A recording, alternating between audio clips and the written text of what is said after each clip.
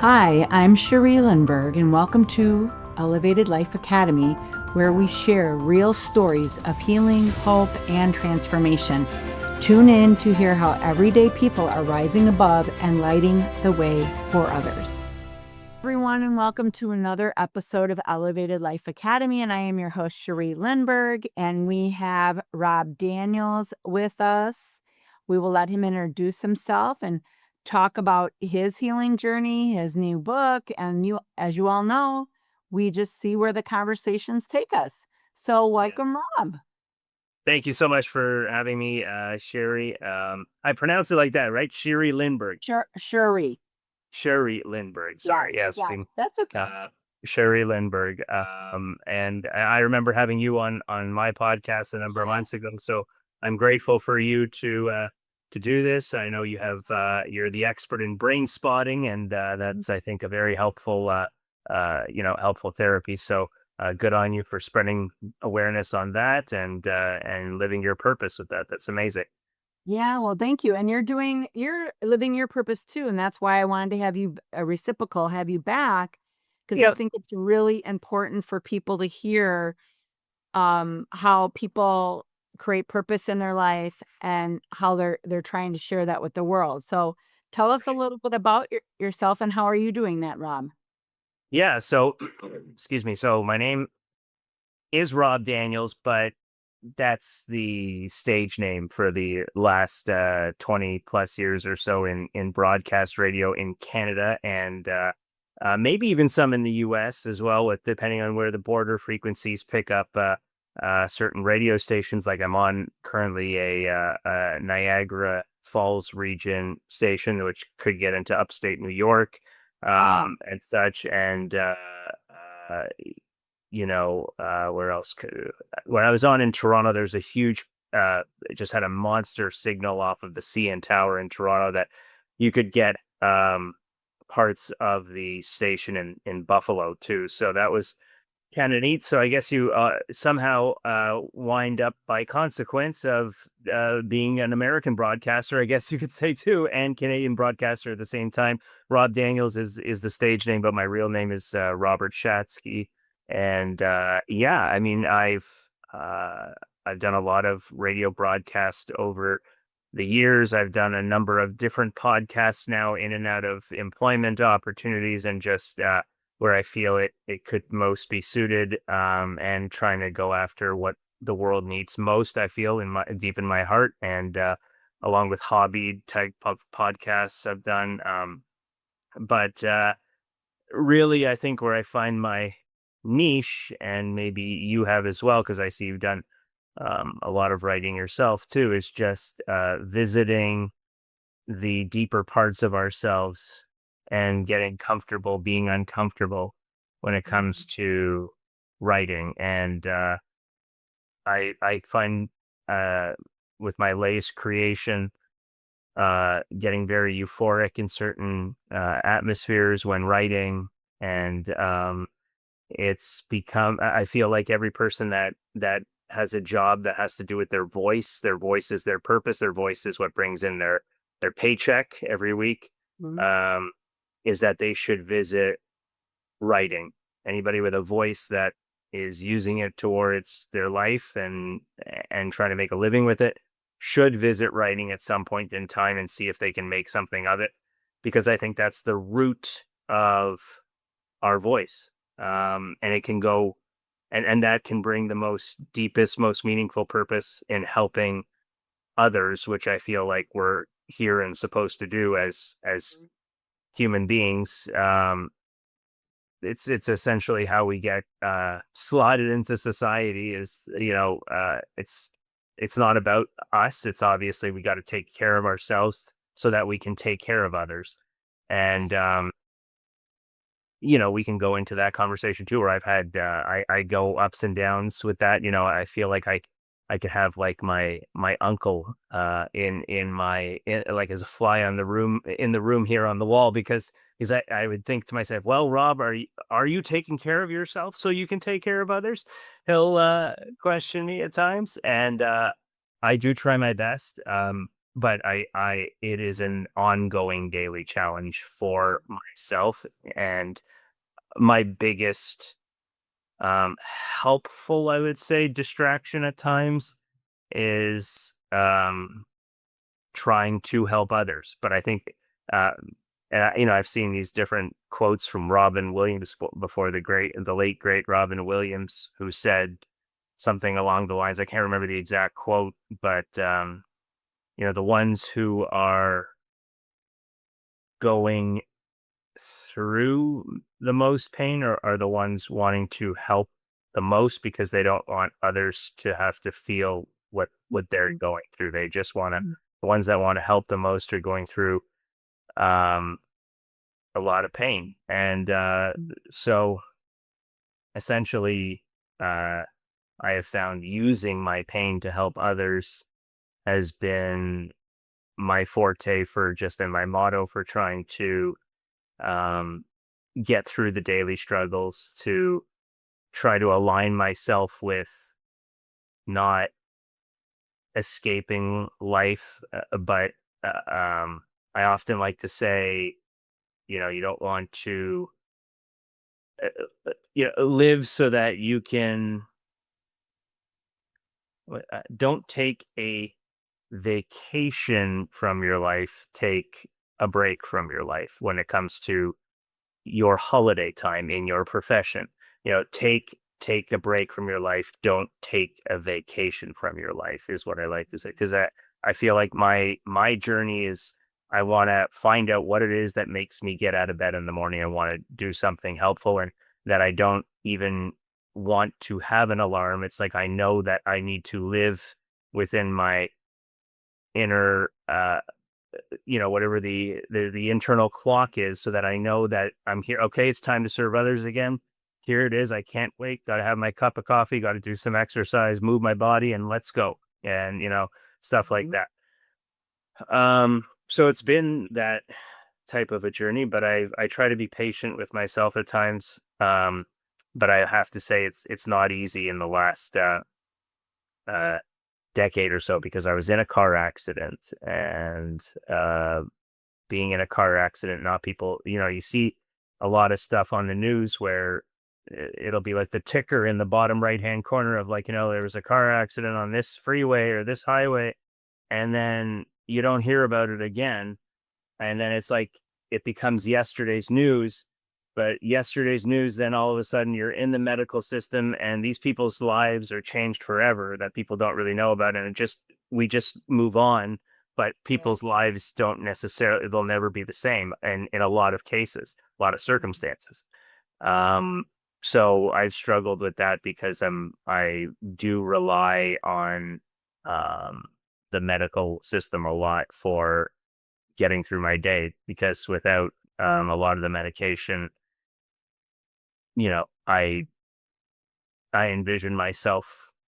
There's no other way of saying it. I envision myself like, here's my arm, just give me the death penalty. That's like if I did not have the medication to survive every day, because that's how bad and extreme um, the pain is. And that's what I try to shine the light on, is that we never know what anyone's battling every single day. And yes, you could have good days, but a lot of it is mixed with just trying to stay level-headed, trying to stay in the middle, never get too high, never get too low, because you don't know what the next trigger could be.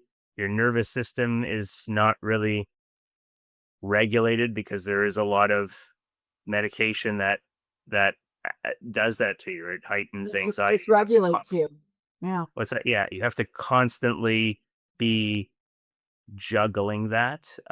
So it, it was, so that led me down the road of, again, yeah, having to rely on the medical system. And I'm sure a lot of people can relate to that, where they never feel the same again. And I'm at that point of, I I've talked to top surgeons before, and they've said, well, if you can just stay on the medication, and you can manage it, I would do that and not do the surgery, because the surgery is not guaranteed. There is, you don't know what other wounds you're going to open up when you're trying to cover up another. And Mm, and so it's like, you're sort of put in that corner of you don't have a choice. And so the consequence of trying to live daily well, unfortunately, it counteracts in a lot of ways. So you have to really, that's why I named my podcast awareness, because it's, yeah, it's constant, vivid self-awareness mm, of how to balance your day so that you can manage and cope and still excel while and be resilient while battling all this stuff, because you don't want to just sit there and mope all day. It's like, what do you do to distract peacefully, calmly, in a way that is helpful to others, that you're not going to lose your mind? Because, like, I can't see myself wanting to live directly in New York City, where not everybody, but a lot of people can't sleep because of sirens, and they need to have that type of lifestyle where mm, anything that sort of heightens my anxiousness or nervous system, I try to steer clear of if I can. Um, there are challenges in life, obviously, that can derail that, but you can't. It's hard to get out of that. It's I can think of all kinds of scenarios of my 12-year-old daughter pushing all kinds of buttons with with our family, and she's the best thing in the world to us. But the average parent, let's say, that has a regulated nervous system, you know, mhm, is pushed to the brink with those buttons, let's say with a child. And mhm, you got to think, when you already have that nervous system that's being tested daily through medication, it's not easy. It's on a different level to cope and to manage these situations. And you do the best you can, but you're gonna win some, you're gonna lose some. Um, and so it's been, yeah, it's been a painful journey, but everybody's got pain. But certainly mine is not your everyday aches and pains. Like, I cannot go throughout life daily, it seems like, without a lot of medication. And I'm going through a lot. I would say, even, like, I'm going to my doctor soon to talk about. I think this is a real thing. Is food grief. I'm dealing with a lot of food grief, because that's another punishing part of this disease, nerve damage disease, and peripheral neuropathy. Complex regional pain syndrome is what I have. If people are wondering what I'm talking about, this type of pain, it's mm. nerve damage. It's low back pain, but it's I'll give you a scenario. Just the other Sure. night, I did a little bit of like, I'm wearing a Blue Jay shirt now. I do a little bit of, like, customer service type, security type work at the ballpark for the Blue Jays on some of their home games. And I was just the other night, just because I hadn't slept well, I was, you get that part where you're craving the foods you shouldn't be having, and it's late at night. And, I ended up having just two slices of pizza and a small popcorn, because what else are you supposed to have at the ballpark? I mean, there's not Mhm, that much of option. So that, to just give you an example of what the pain will feel like, instantly, within 5 minutes, I feel like I have shreds of needles and uh, crushed glass growing in between my toes, all of a sudden, once that food hits you. So imagine that you have, like, spikiness and extra mhm, toes growing that are shards of glass in your shoe as you walk. mhm, And that can be quite uncomfortable to an average person, right? So that is all happening in your brain, but there's nothing there. But that's the sensation all of a sudden when you screw up with food. You go to a Super Bowl party, you may as well throw in the towel. I am done. I am toast, TKO, because can't have the food. You got to bring your own food. Or if you do decide to have food, then you have to understand that you're going to be taking opioids to get to bed in the middle of the night, likely, because the pain's going to wake you up, or whatever it is, a stronger Advil. Um, and Toradol is what it's called. So there's all kinds of medications I have access to because of all these issues that derail my daily living every day. But I find a way to still try and do the things I love and try and but that's just an example of going back, and I'll get to what the pain turned into purpose can be in a moment here. But excuse me, is that's an example is what so if you stay on a whole foods diet, like you're eating your, let's say, whole wheat bread in a sandwich, um typically your chicken is grilled chicken, or maybe it can be breaded at the most but not like fried. um you can have mustard in your sandwich, let's say with a chicken sandwich. Not a little bit of ketchup, but not much. Ketchup will also potentially derail you pain wise if you don't watch how much intake you take in. Certain amounts of cheeses will throw off the pain. You got to be careful of how much cheese you have. So this is what I'm getting at, is that my extreme being mindful of myself is trying to turn into what the world, I believe, really needs to unite on a level where we are doing the work daily to unite as a common humanity. And so that's my story every single day, is that fight to the cabinet, and to worry that I'm going to be punished every single day if I have a little bit too much salt. And we're not talking about punished by your waistline growing a couple inches for your belt to be expanded. We're talking like punished. You cannot go to sleep at night without extra drugs. The pain is going to wake you up. The cortisol is going to rise. You're going to have more anxiety. You are going to feel more anxious when you get up. The generalized anxiety can get tougher to deal with. Um, so you got to do everything to fight this Yeah, disease yeah, I every hear that. single day. So Yeah. exercise, meditation, intentionally living, where you are forcing yourself to not have alarm bells in your mind when things go off. Like Right, knowing that it's easier said than done, but if you are intentionally living, that if something's not done in the house, if something is not cleaned right, or you know, you're you're running late, or you're sitting in traffic. mhm, Oh well, not going here. I can't. Nothing more I can do. I know my internal insides want to challenge me with that, but nope. I'm not gonna. I'm not gonna entertain it.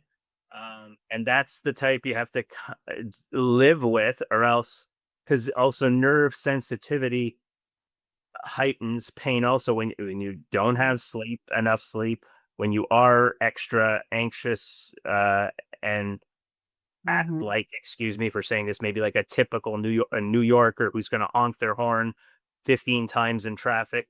There's usually something that's happened to them earlier in their day that's bothering them, that's going to pass that over to the next person of stress. Because I don't think if you're just sitting there, I mean, it's obviously you got an appointment to get to, or something happened earlier in your day that's going to make you honk the horn 15 times to try and get the person to move, or you're stuck in traffic. So uh, all of this being said, and Mhm. you can interrupt me at any time, but I'll just, is that all this being said, is what can I do? What can I do with this pain? What is it that I can try and entertain daily? It's therapy to just talk to you, to just get the message out, to just say, because it's difficult to let people. This is why I internally do whatever I can to try and not judge others to the furthest degree possible. What I judge for the most part is the food that's going in my mouth, in terms of how much you like the taste. That's basically where my judgment zone is at. I don't know if it's also the ketamine that I take for pain that has also reduced my ego to like this, where I just literally am trying to.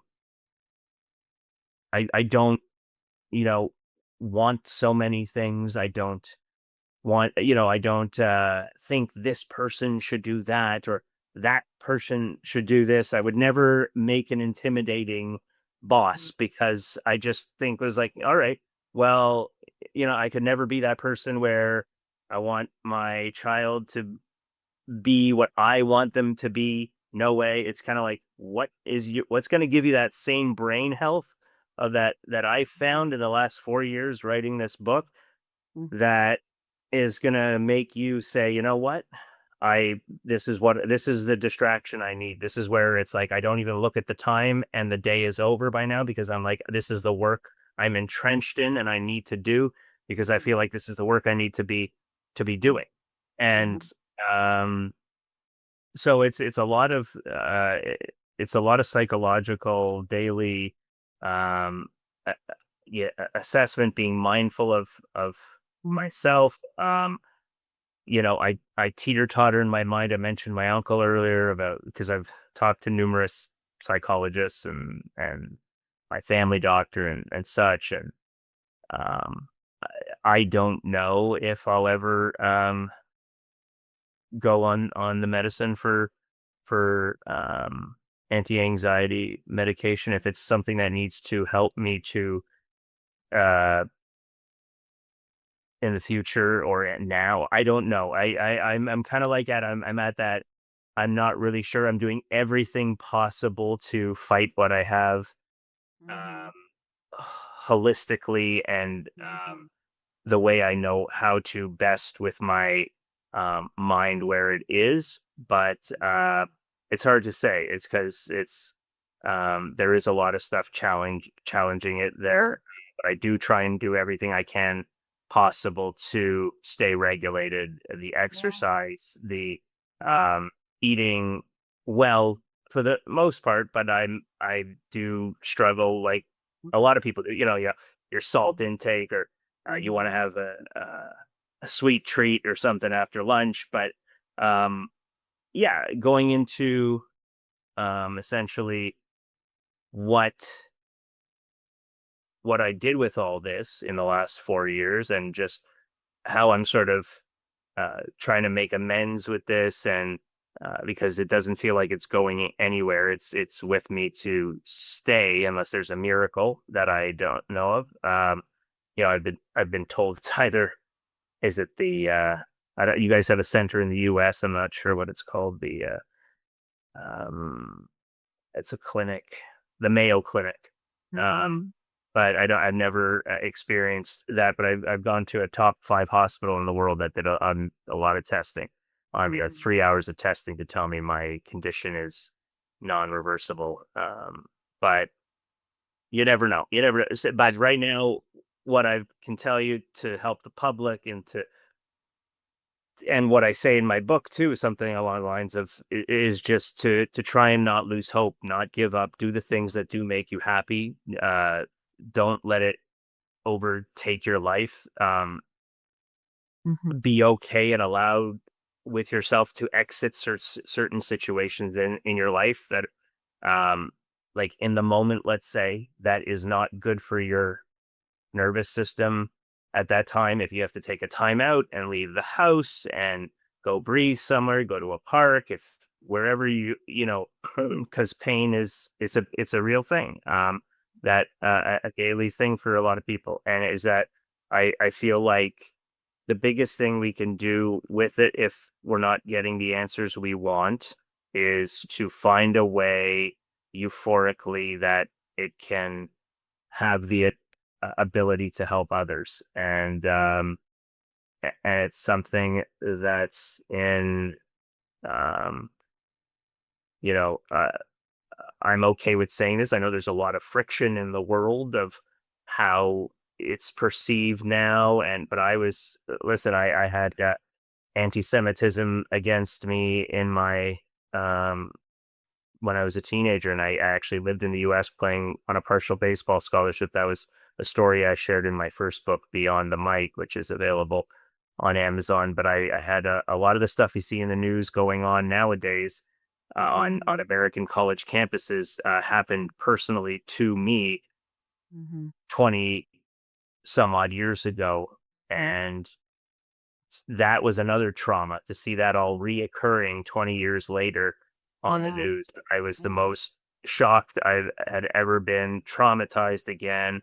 Um, so it's so good getting to why I'm saying this. The Judaism that I'm Reformed Jewish. I don't really practice a lot. I have meetings every now and then with my community rabbi, just to talk about life and how it's going, and um, that a lot of what I'm doing is considered God's work, and so I essentially what this book is and what I've tried to live by with my work in the last, especially in the last 10 years with writing, has been using my pain to help others, which is suggested in, it's part of Torah values with the Torah, is to use your pain to help others. And that's what I've spent the past 4 years doing is, I never really, uh, talked much about it. I found that it was my calming zone. I wanted to zone out with it, get euphoric with it, lock myself in Airbnbs. I did it just because I know great writers had done it. Just lock myself in hotel rooms to work on this project. I closed myself off in small studio spaces. I wrote in libraries, coffee shops, just to find with vivid awareness, where do I feel? And some days would be different, like where you get your best work done. It all depends. I mean, now it's a nice day here in Toronto. And it's got a little bit of a fresh breeze in the air. If I found a nice little nook in the forest with a picnic table, I wouldn't mind doing some work there for like an hour. It all depends. And if you're an artist like that, you kind of like, you really appreciate and want to challenge where you are doing your work. Because I feel like that has a big impact or a small impact to some people, but to me, it was, where can I try and see if I can get some better work done? Do I like this zone better than that zone? Do I like calm music today? Do I not like it? Um, and so I did all this for, 4 years with this vision in my brain that I was obsessing over, which was being this whole like, you know, if you think of what I'm saying in retrospect to you about, if you were to be with me and a few other people, let's say at a park in the summer, and it's good weather and the lake is nearby and there's a barbecue going, and it's like I I've given you some material today of, okay, well, here's how I can be mindful of Rob. I know he can't have like this humongous salt intake. There's a whole bunch of foods that he can't have. Maybe I can just ask him, I get a little list here if I'm going to do the barbecuing, or if I know someone else is barbecuing. What is it you can't have, Rob? And boom, you've all automatically just done the work as to how we are uniting again. You've all of a sudden have started to live with more of a focus on others other than just yourself.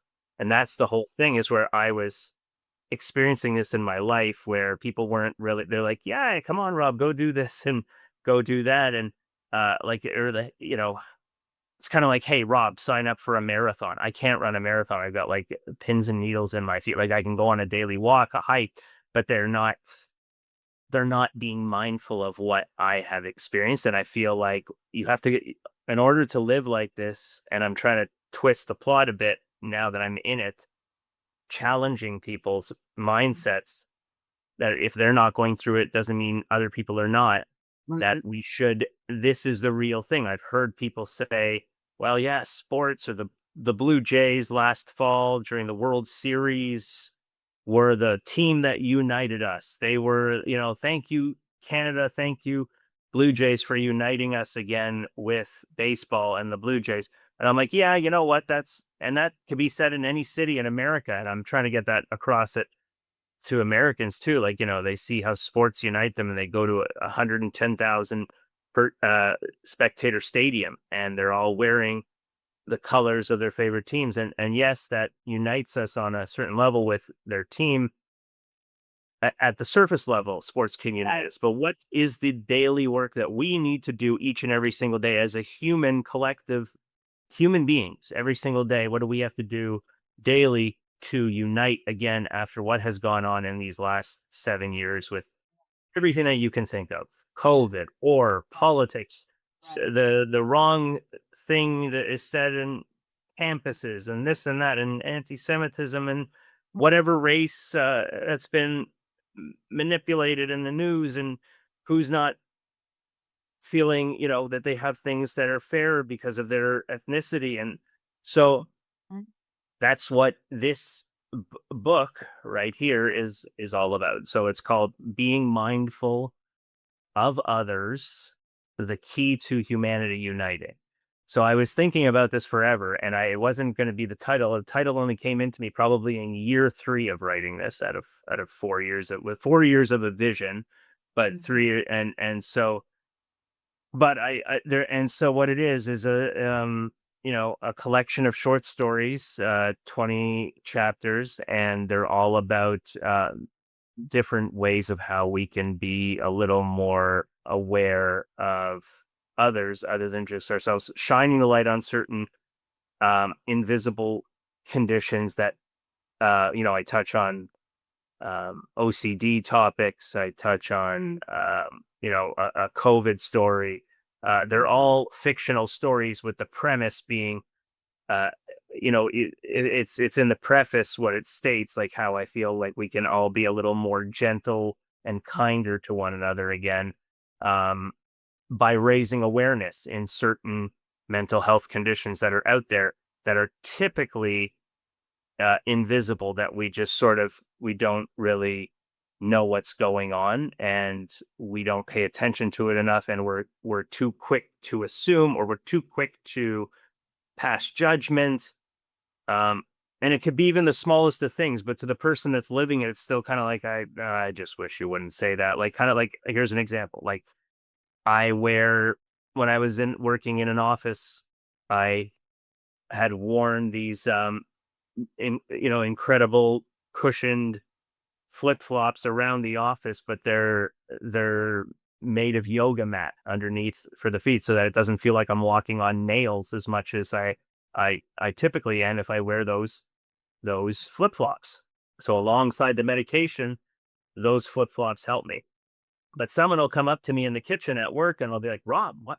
Why are you wearing flip flops? It's December. It's gonna like snow any minute outside. You're wearing flip flops today? And I'm just like, Mhm. there it is, right there. That's what I'm talking about.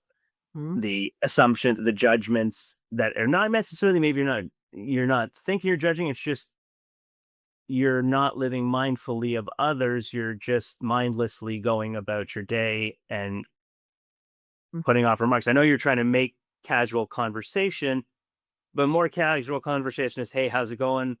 You know, and did you get up to anything last night? Do anything different on the weekend? That was out of the ordinary, something like that. But those comments, when you go through it as a chronic pain, um, I don't want to say sufferer because I don't want to suffer, but a chronic pain patient, Mhm. um, that's the ones I want people to be like, can we flip that switch to be like, no? And there's a lot of those stories in here that bring awareness to these certain conditions out there, not just mine, but other ones, and or other situational uh, stories that I feel need awareness from COVID, what we did wrong during COVID in terms of in terms of our mental health towards others.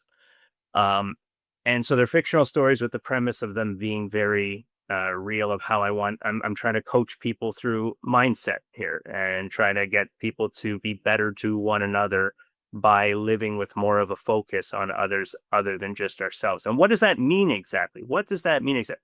Well, it's, I can think of 3 things that come to mind, which are a part of my podcast series that I come out with, is compassion, empathy, and acceptance. Mhm. Accepting, we are accepting of others. You know, your hair is pink today. Oh, tomorrow it's purple. That's great. You like change it. You like to change the colors of your hair. That's cool. If you like to do that, instead of that looks so lame. Why would you do that like every second day? Like, just your natural hairs, just wear your hair naturally. Like, that's what looks good on you. And even though that may be the truth to you, to them that might be their coping mechanism of what they like to do. So why even make a judgment call? Just be like, "Oh, cool. I noticed you make," and you're matching too. It matches your blue sweater. That's cool. Did you do that on purpose, or so this is a difficult switch to flip for. I find more, if I look at society in a way in North America, and it's going to be a difficult sell for a lot of um, America. And I'll say, even, whether it's small town America, I've dealt with personalities in various parts of the United States, but that's my goal. That's my deep, meaningful, purposeful goal, because of how much I also love baseball. My dream is to get to American campuses and speak about mental health at campuses, in classrooms, at mental health organizations, to flip the switch in how we show up for one another. Mm-hmm. And then on the side, if I'm lucky in the evening, go watch an NCAA baseball game, or go watch, at an American ballpark, watch my Blue Jays play in Cleveland if I was lucky enough to talk at the University of Ohio earlier in the day. That's my dream. I want to, but I feel like America needs this mindset and this mentality more so than ever than any other country I dealt with. I mean, Canada needs it too. Don't get me wrong. We need it too. But from what I've seen, what I've experienced in my years and living, I love the United States of America. I don't want to see it to fall apart. I don't. I love it for its sports, for the deep, meaningful people out there that are making an honest living, that are trying to do good in the world. That's wonderful. This is more so, I feel like what I can help out with is bringing this conversation to classrooms, to help what we saw in the news. I don't think we need to see people gallivanting on GMC trucks and whatever those vehicles were, tinted windows, huge vehicle Escalades outside American campuses, waving flags at each other on different sides of different countries that have nothing to do with the United States. And it's either one side of the street against the other, and you would see this at numerous American college campuses. And this is all a mental health thing. This is a mental health crisis that we are going through. And I am here to chip away at it one step at a time, one moment at a time, by wanting to bring this conversation to classrooms and flip the switch in the brain of where they feel entitled to, "I have to be this way," where it's my way or the highway, or get the heck out of here, where we cannot be our own beautiful self while accepting others, as long as they're not being violent to you or against your, boundaries. And just be of acceptance, because there's so much beauty in the world. There's so many different things that go on.